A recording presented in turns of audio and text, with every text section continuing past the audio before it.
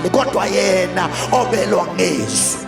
Jesus, uJesu uzala ngezwi, uJesu ugcinana ngezwi, uJesu ulwa ngezwi, uJesu ulwa ngezwi. Izwi lakhe is so much dangerous to the devil. Kwenzeka wena libe harmless kuwe, kanti to the devil is so dangerous, it destroys. Uyabona uSathane yikho singeke sikhonze kanjena uSathane bekhona.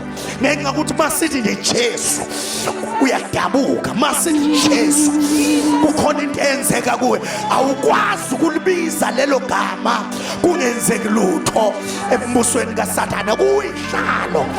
Kuyihlalo inyoka iquqize enamakhanda awu7 zirole phansi, because when we call upon the name of Jesus, every knee shall bow